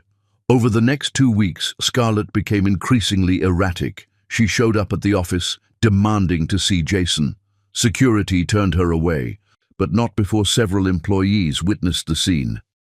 She called the house, hanging up when Deandra answered. She sent Jason gifts to the office. Desperate, obvious attempts to reclaim his attention. We need a restraining order, Jason said one evening, the irony completely lost on him. This woman is stalking me. What woman? Deandra asked innocently. A former consultant. She developed an inappropriate attachment. You know how these things happen. No, I don't. How do these things happen, Jason? He had the decency to look uncomfortable. Unstable people misread professional interest as personal. I've asked legal to handle it. Poor girl. She must be heartbroken. She's delusional. Thinks we had some kind of relationship. And you didn't? Of course not. I would never... He stopped, perhaps realizing how easily lies could tangle. I love you. Only you. I know, Deandra said, the words ash in her mouth. Peter watched this performance with increasing anger. How can you stand him lying to your face? Because every lie is another nail in his coffin. He's building my case for me. 3 weeks before the party, Scarlett made her final fatal error. She sent an email to the entire board of directors, claiming Jason had promised to marry her, that Deandra was an obstacle to their happiness, that the company would be better under Jason's sole leadership. The board was horrified. Benjamin Asher called Deandra immediately. "This is insane. Do you want me to handle it?" Let Jason clean up his own mess. Jason came home that night, white-faced and shaking. "There's been a situation." "Oh." "A disturbed woman has been making false claims about me. She contacted the board with completely fabricated stories." "How disturbing? What kind of stories?" "That we were involved, that I was leaving you. Absolute fiction. The board must be concerned. They're supportive.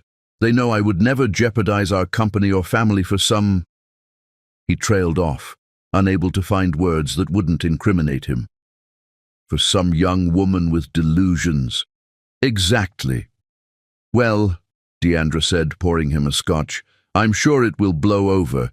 These things always do." But it wouldn't blow over. The email had done exactly what Deandra had hoped when she'd planted the seeds of doubt in Scarlett's mind. It had made Jason's affair a matter of corporate record, turned the board against him, and created a paper trail that would be devastating in court. That weekend she found Jason in his office, laptop open to real estate listings in Miami. "Planning a vacation?" she asked from the doorway. He slammed the laptop shut. "Just browsing. Thought maybe we could invest in a beach property." "I thought you hated Florida. Too humid, you always said." "People change." "Yes," she agreed, thinking of the man she'd married versus the stranger before her. "They certainly do." 2 weeks before the party, Scarlett made one last attempt. She showed up at Deandra's yoga class, tear-stained and desperate. "Please," she said, "I love him. You love the idea of him, the money, the status, the fairy tale of being chosen over the wife." Deandra rolled up her yoga mat with precise movements. "But ideas aren't reality, and the reality is that Jason Clarke is a narcissist who will destroy anyone who truly loves him." "You're still with him." "I'm still standing next to him. There's a difference." "Why warn me? Why not let me burn with him?" For the first time, Deandra felt genuine sympathy for the girl. "Because you're 28. You have time to recover from this, to find actual love with someone capable of it. I'm 42. My recovery looks different." "What does it look like?" "Come to the party. You'll see. He uninvited me, said it would be inappropriate. I'm inviting you. Consider it educational." Scarlett stared at her. "You're not what I expected." "No? What did you expect? Someone bitter, weak, pathetic." "I was all those things, for about a week. Then I remembered who I am." Deandra shouldered her gym bag. "I'm Deandra Clarke. I built an empire from nothing. I survived poverty, racism, sexism, and 20 years of marriage to a man who thinks he's God's gift. I am not bitter or weak or pathetic. I'm dangerous. And in 2 weeks, Jason's going to find out exactly how dangerous." She left Scarlett standing in the yoga studio, perhaps finally understanding that she'd been playing a game where she never knew the rules. 1 week before the party, Jason surprised Deandra with a necklace, not one of the pieces he'd bought for Scarlett, but something new, a diamond collar that cost more than most people's houses. "For the party," he said, clasping it around her neck. "I want everyone to see how treasured you are." "It's beautiful," she said, watching him in the mirror, "like a chain made of stars. You deserve stars. You deserve everything." "I'll get everything," she promised, and kissed him like she meant it. Chapter 8. Setting the Stage. 5 days before the anniversary party, Deandra stood in the St. Regis ballroom with her event coordinator, orchestrating what would be remembered as the most spectacular destruction of a marriage in Manhattan history. "The screens need to be larger," she said, pointing to the discrete monitors the hotel had installed. "I want them visible from every angle. No one should miss a moment of the tribute." "That's quite dramatic for an anniversary video," the coordinator observed. "My husband deserves drama. He's given me 20 years of it." The woman laughed nervously, unsure if it was a joke. Peter arrived with the technical team, 3 young men who specialized in corporate presentations but had no idea they were about to enable corporate assassination. "Mom, we need to test the system," Peter said, holding up a laptop. "Make sure everything syncs properly." They ran through the presentation 3 times. The lights would dim at exactly 9:47 p.m., the time they'd exchanged vows 20 years ago. The screens would illuminate simultaneously. The audio would be crystal clear, every word audible even in the furthest corners of the ballroom.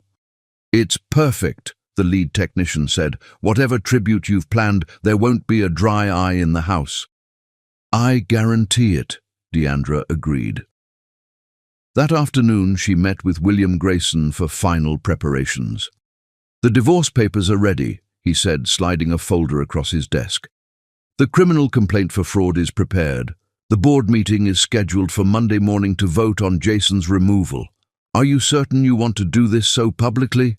He humiliated me privately for months. Public seems fair. The media will be brutal. To him, not me. I'm the wronged wife who built the company. He's the cliché who destroyed everything for a younger woman." She signed where William indicated. "Besides, brutal is the point." "And Peter?" "Peter chose his side. He'll stand with me at the party, a united front against his father's betrayal." That's a heavy burden for an 18-year-old. Jason should have thought of that before he decided to have an affair. Peter stopped being a child the day he had to help his mother gather evidence of his father's infidelity. Thursday evening, Jason noticed the party preparations had intensified. Their home was full of flowers samples, menu cards, fabric swatches. "This seems elaborate even for us," he commented, examining a gold-embossed invitation. 20 years only happens once," Deandra replied, comparing 2 shades of white roses. "I want it perfect." "It will be. Everything you do is perfect." He pulled her into his arms. "Dance with me." "There's no music." "When has that stopped us?" They swayed in their living room, surrounded by party preparations, and for a moment Deandra remembered why she'd fallen in love with him. He could make ordinary moments feel like magic, convince you that you were the only person in his universe. "I love you," he whispered into her hair. "I know," she said, because saying it back had become impossible. "You never say it anymore. That you love me." She pulled back to look at him. "Do you need words, after 20 years? Sometimes words matter." "Then let me show you at the party, in front of everyone. Let me show the world exactly how I feel about you." He kissed her then, deep and desperate, like he was trying to reclaim something already lost. Friday brought a surprise. Scarlett appeared at Deandra's office, looking haggard. "I need to know," she said without preamble. "Are you really going to destroy him?" "Yes." "Why tell me? Why warn me?" "Because you're collateral damage, not the target. You fell for a performance, believed promises from someone incapable of keeping them. That makes you foolish, not evil." "I'm pregnant." The words hung in the air like a bomb explosion. Deandra felt the ground shift beneath her feet, all her careful plans suddenly unstable. "How far along?" 6 weeks.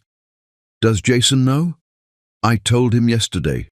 He offered to pay for an abortion, said it was bad timing, that we needed to wait until after the divorce." "There is no divorce. He was never leaving me." "I know that now." Scarlett's hand went to her stomach. "I know a lot of things now." Deandra studied the girl, young, frightened, facing single motherhood with a man who'd already shown his true colors. "What will you do?" "I don't know. I thought he'd be happy. He talked about wanting more children, starting over, doing it right this time." "He says what he needs to say to get what he wants. That's who Jason is." Deandra made a decision that surprised even her. "Keep the baby if you want. I'll make sure you're provided for in the divorce settlement." "Why would you do that?" because that child didn't choose any of this, and because Jason should face all the consequences of his actions, including the ones that will follow him for 18 years. You're not what I thought a wife would be like. I'm not a wife anymore. I'm a general planning a war. Deandra stood. The party's tomorrow. Come or don't. But if you come, be prepared. What you'll witness will be biblical. Saturday morning, party day. Deandra woke at dawn, not from anxiety, but from anticipation. She made breakfast for the family one last time. French toast, Jason's favorite, with fresh strawberries and maple syrup from their Vermont trip last fall. "You're in a good mood," Jason observed, watching her hum while cooking. "It's our anniversary party, 20 years of marriage, our son about to start Columbia, our company thriving. Why wouldn't I be happy?" Peter came downstairs, dark circles under his eyes.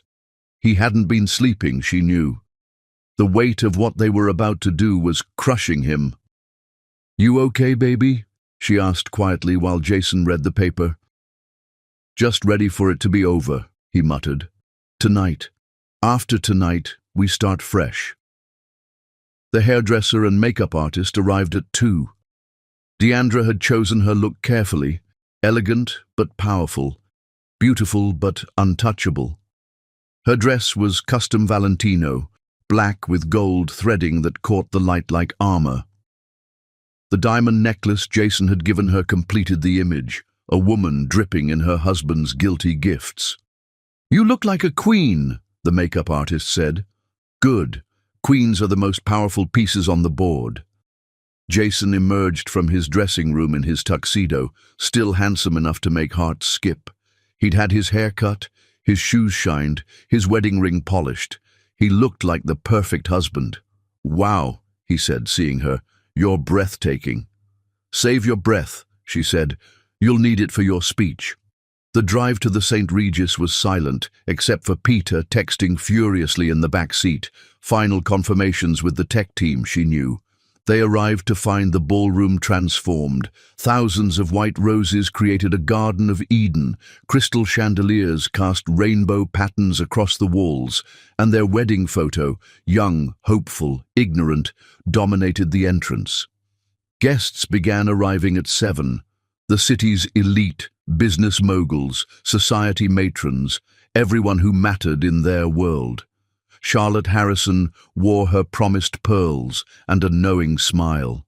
Benjamin Asher brought his new girlfriend, young enough to be his daughter, irony apparently lost on him. William Grayson stationed himself near the tech booth, ready to handle any legal emergencies. Scarlett arrived at 7:30, wearing a simple black dress, looking like she was attending a funeral. Perhaps she was. She came, Peter whispered to his mother. She needed to see, to understand, to believe. By 8, the party was in full swing. Jason held court, accepting congratulations, telling stories about their early days, playing the devoted husband with Oscar-worthy commitment. 20 years, he told a group of investors. 20 years and I love her more than the day we married. Deandra is my everything. She stood beside him, smile perfect, hand on his arm, playing her part, one last time. At 9:15, Jason clinked his champagne glass. The room quieted. "Friends, partners, family," he began, his voice carrying to every corner. "Thank you for joining us tonight. 20 years ago, I married a woman I barely deserved. Today I stand here still not deserving her, but grateful every day that she chose me." Scattered awes from the crowd. Deandra watched Scarlett's face crumble. "Deandra has been my partner in every sense. She built our company alongside me, raised our incredible son, and somehow managed to become more beautiful, more brilliant, more essential to my existence with each passing year." Peter made a sound of disgust, quickly covered by a cough. "They say successful marriages are built on trust, communication, and respect. I'd add another element, the ability to keep falling in love with the same person, over and over as you both evolve." Jason turned to her, taking her hand. "Deandra, you've evolved into something magnificent, and I fall in love with you anew every morning." The crowd applauded. Several people wiped away tears. "Before my brilliant wife shares her own thoughts," Jason continued, not knowing he was handing her the weapon for his execution, "I want to renew my vows, right here, right now." The crowd gasped with delight. This wasn't planned, or at least Jason thought it wasn't. "Deandra Clark," he said, dropping to one knee in a gesture that would have melted her heart months ago, "will you marry me again? Will you give me another 20 years to try to deserve you?" The room held its breath. Deandra looked down at him, this man who'd betrayed everything they'd built, who was performing intimacy while planning escape, who'd impregnated his mistress while pledging eternal love. "Yes," she said, and let him slip a new ring. She wondered if Scarlett had helped pick it onto her finger. "I'll give you exactly what you deserve." He stood, kissed her to thunderous applause, and whispered, "I love you so much." "I know exactly how much," she whispered back, and saw the first flicker of concern in his eyes. At 9:40, she took the microphone. The tech team moved into position. Peter stood straighter. William Grayson shifted closer to the exit, ready to handle the fallout. "Thank you all for being here," Deandra began, her voice strong and clear. 20 years is a long time, long enough to build an empire, long enough to raise a son, long enough to learn who someone really is. She looked directly at Jason. "I thought I'd share some memories tonight, moments that defined our marriage, the truth of who we are together and apart." She raised her champagne. "To truth." The crowd echoed the toast, not understanding they were about to witness an execution. "Peter," she said, "would you help me with something?" Her son stepped forward, laptop in hand, and suddenly Jason understood. His face went white, his hand reaching for her arm, but she stepped away gracefully. "Ladies and gentlemen," she said as the lights dimmed, "the true story of Jason and Deandra Clark." Chapter 9. The Anniversary. The ballroom lights dimmed to black at exactly 9:47 p.m., and 200 of New York's elite held their breath, expecting romance, about to witness revenge. The screens blazed to life, Jason and Deandra's wedding photo. Her voice, diamond-sharp, narrated, "20 years ago, I married Jason Clark, believing in forever. Tonight, you'll see what forever really looks like." Jason's champagne glass trembled. Scarlett at table 12 went corpse pale. "6 months ago," Deandra continued, spotlight making her black dress shimmer like liquid revenge, "everything changed." The screen, the Carlisle Hotel receipt, November 15th, room 1247. Gasps rippled like dominoes. More receipts cascaded, December 8th, December 22nd, January 10th, each date a nail in Jason's coffin. "Hotels were foreplay," Deandra said. "Here's the climax." Jewelry receipts flooded the screen. Cartier, $30,000. Tiffany, $45,000. Harry Winston, $60,000. "Who is she?" someone whispered. "Meet Scarlett Whitmore." The screens exploded with evidence. Scarlett's Instagram vanity. Jason entering hotels, them kissing. Their hands intertwined like a noose around his neck. Jason lurched toward Deandra. Peter blocked him. "Don't," Peter said, microphone catching his disgust. "But wait," Deandra smiled. "There's more." Financial documents appeared. Offshore accounts. Wire transfers. $70 million stolen. William Grayson stood. "FBI and IRS have been notified. Wire fraud charges filed." Jason collapsed into his chair. Deandra clicked her remote. Jason's voice filled the ballroom. "Baby, be patient. Once the money's secured, we're gone. Miami, fresh start. Deandra's boring anyway. 20 years of the same person would drive anyone crazy. You're my future. She's just obligation." "Obligation," Deandra repeated, savoring his destruction. 20 years, a son, an empire, reduced to obligation. New photos. Jason with Jessica, 2019. Amber, 2016. Melissa, 2014. Every few years, Jason needs fresh meat. Some girl pays for his midlife crisis. "Stop!" Jason erupted, face crimson. "Deandra, stop this! Did you stop when you were fucking her in our bed?" The profanity from composed Deandra Clark was atomic. "Scarlett visited me yesterday," she announced. Jason went white. "Tell them, Scarlett." Scarlett stood, shaking. "I'm pregnant." The room exploded. 6 weeks. He wanted me to abort it. "Bad timing," he said. Charlotte Harrison rose, pearls gleaming. "I motioned to remove Jason Clark as CEO immediately." "Seconded," Benjamin Asher called. "All in favor." Hands shot up. 63%. Total victory. "Motion carried," William announced. Jason stumbled. "You can't. This is my company." "Was," Deandra corrected. "Now it's mine."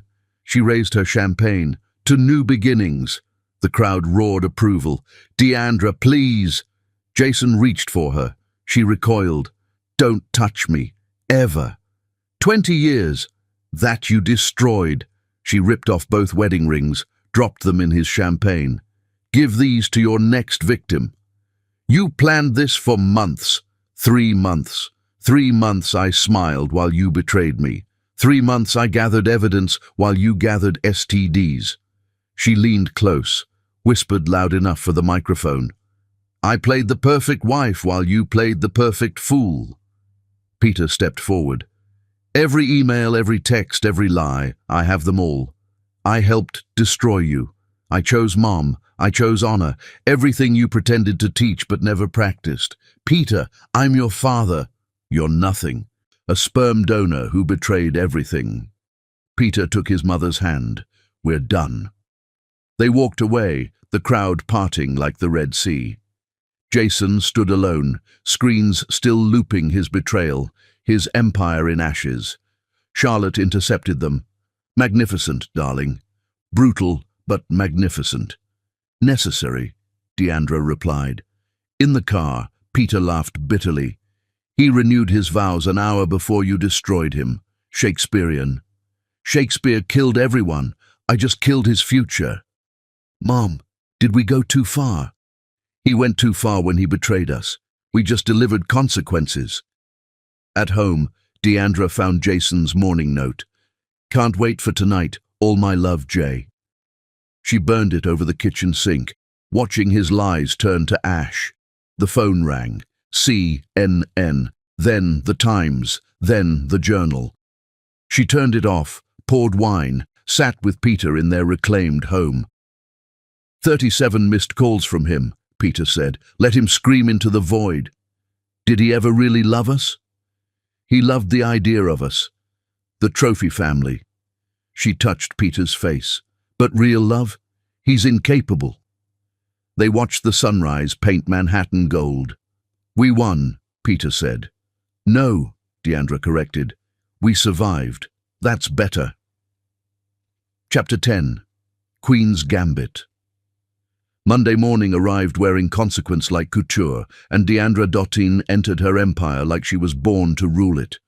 The 40th floor went cemetery silent. Everyone had seen the videos. Clark revenge was trending globally. The Post screamed, "Wife's revenge served colder than champagne." "Good morning," she announced. "The board meets at 9 to formalize my position as sole CEO. Until then, business as usual." "Mrs. Clark," Amelia stepped forward. "Mr. Clark keeps calling. Mr. Clark is unemployed. Direct him to legal." Her smile could cut glass. "You work for me now." In Jason's former office, now hers, every trace of him had been erased. Her Harvard law degree dominated the wall where his golf trophies once preened. The board meeting was theater. She presented her vision: ethical investments, women-led businesses, everything Jason had mocked as soft. "Motion to confirm Deandra Dottin as CEO and chairwoman," Charlotte announced. Unanimous. Mid-celebration, Amelia knocked urgently. "He's in the lobby." They heard Jason before seeing him. "This is my company." Deandra descended the stairs like a queen to execution. Jason looked destroyed, unshaven, wrinkled, aged a decade in 2 days. "We need to talk. We're talking, publicly. Your preference, remember? I love you." Someone actually laughed. "You love yourself," she corrected. "You love being admired, envied, desired. But me, you don't even know me. 20 years, that you destroyed."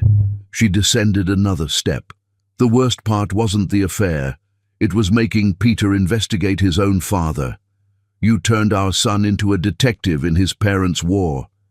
"Peter," Jason spotted him. "Son, please." Peter descended slowly, deliberately. "You taught me integrity matters, that family comes first, but those were just words to you." His voice was steel. "Mom didn't just expose your affair, she exposed who you really are. I'm your father, biologically. Fathers don't destroy families for sex. Fathers don't steal from their children's future." Peter took Deandra's hand. "You're nothing to me now." Jason crumbled. "You'll regret this." "The anger won't fade," Deandra interrupted. "It'll transform into indifference, into forgetting you exist." Security escorted him out as Scarlett walked in, fate's perfect timing. "I'm keeping the baby," Scarlett announced, "and suing for child support." "I'll testify if needed," Deandra said. Scarlett's eyes widened. "You'd help me? I'm helping a child who didn't ask for this mess." She studied the girl. "But we're not friends. You knew he was married. That makes you complicit." Back in her office, divorce papers waited, Jason contesting everything. "He's actually fighting?" Peter asked. "Let him. Every document adds evidence." She signed with flourish. "I have everything. The company, the properties, the respect. And you—" The week exploded in media chaos. Jason went on a podcast claiming victimhood. The internet destroyed him. Memes of his proposal then destruction went viral. Someone leaked his pathetic voicemails to Scarlett. Then, Thursday, Eleanor Clark, Jason's mother, called. "I'm ashamed of my son.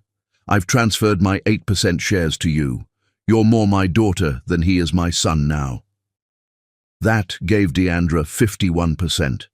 Total control. That evening, she and Peter ate sushi from containers, no pretense.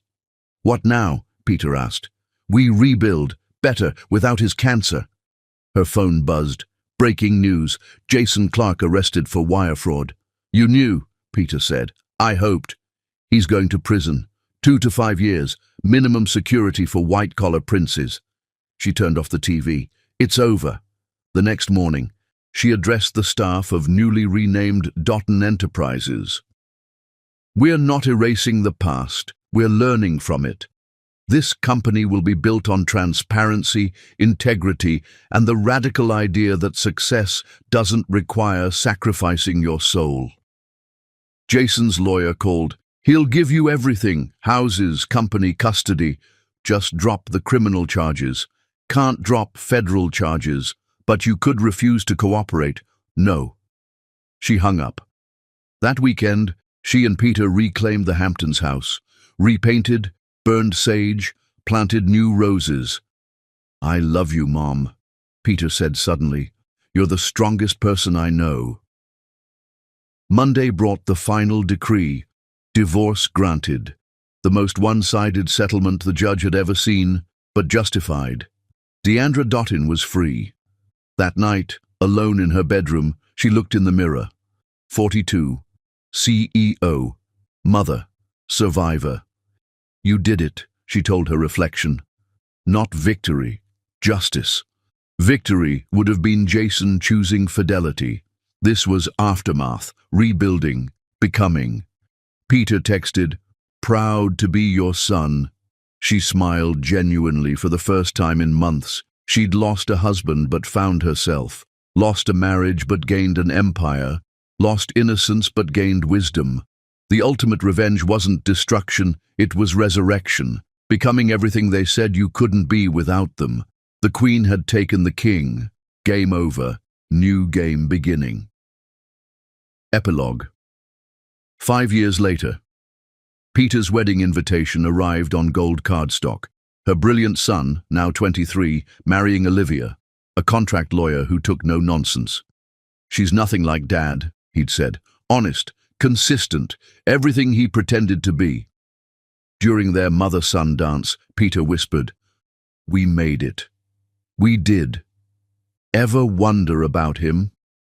Jason had served 3 years, now lived in Florida, paying child support for a daughter he'd never met. Number, he's a stranger who once lived in our house. David, Dr. David Okonkwo, her partner of 1 year, touched her shoulder. "Beautiful wedding," he said. "Beautiful beginning," she corrected. He pulled out a ring. "Simple, elegant. I'm not asking for complete trust, just to try, to build something real." "I'll think about it." But she smiled. Her phone buzzed. "Jason Clark arrested in Miami for investment fraud." She deleted it. He was a ghost story now. "You okay?" Peter asked. "Perfect," she said, meaning it. The victory wasn't destroying Jason. It was this: her son's happiness, her new love, her company thriving. The victory was becoming Deandra Dottin, not Jason's wife. The best revenge isn't destruction, it's resurrection. It's proving the only person you needed to save you was yourself. The end.